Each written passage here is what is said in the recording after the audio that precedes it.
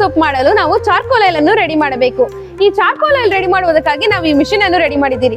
ಈ ಮಿಷಿನ್ ಹೆಸರು and Baat machine. ಈ ಮಿಷಿನ್ ನಾರ್ಮಲ್ ನಿಮ್ಮ ಇಂಡಕ್ಷನ್ ಸ್ಟವ್ ತರಾನೇ, ಆದ್ರೆ ಇದರಲ್ಲಿ ನಾವು ಮರಳನ್ನು ಹಾಕಿ ಮರಳನ್ನು ಬಿಸಿ ಮಾಡಿ ನಂತರ ಇದರಲ್ಲಿ ಪಾತ್ರೆಯನ್ನಿಟ್ಟು ಯಾವ ರೀತಿಯಾದ ಹರ್ಬಲ್ ಆಯಿಲ್ ಸಹ ಪ್ರಿಪೇರ್ ಮಾಡಬಹುದು. ಚಾರ್ಕೋಲ್ ಆಯಿಲ್ ಮಾತ್ರವಲ್ಲ, ನಾವು ಯಾವುದೇ ರೀತಿಯಾದ ಹರ್ಬಲ್ ಆಯಿಲ್ ಸಹ 48 ಗಂಟೆಗಳ ಕಾಲ 30 to 40 ಡಿಗ್ರಿ ನಾವು ಹೀಟ್ ಮಾಡಬೇಕು. ಅದು ನಾರ್ಮಲ್ ಸ್ಟವ್ ಅಲ್ಲಿ ಸಾಧ್ಯವಿಲ್ಲ. ಆದ್ರಿಂದ ನಾವು ಈ ಸ್ಯಾಂಡ್ ಬಾತ್ ಮೆಷಿನ್ ಅನ್ನು ಯೂಸ್ ಮಾಡ್ತಾ ಇದ್ದೀರಿ.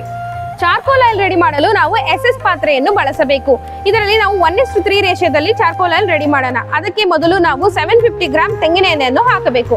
ನಂತರ ಇದರಲ್ಲಿ 250 ಗ್ರಾಂ ಆಕ್ಟಿವೇಟೆಡ್ ಚಾರ್ಕೋಲ್ ಪೌಡರ್ ಅನ್ನು ಹಾಕೊಳ್ಳೋಣ. ಈ ಚಾರ್ಕೋಲ್ ಆಯಿಲ್ ನಮಗೆ ಲೋ ಹೀಟ್ ಅಲ್ಲಿ 48 ಅವರ್ಸ್ ಹೀಟ್ ಆಗಬೇಕು. ಒನ್ಸ್ ಇದು ಟೆಂಪರೇಚರ್ ರೀಚ್ ಆದ್ಮೇಲೆ ಮಿಷಿನ್ ಆಟೋಮೆಟಿಕ್ ಆಗಿ ಆಫ್ ಆಗುತ್ತದೆ. 48 ಅವರ್ಸ್ ನಂತರ ಈ ಆಯಿಲ್ ಅನ್ನು ನಾವು ಸೋಪ್ಗೆ ಯೂಸ್ ಮಾಡ್ಕೋಬಹುದು.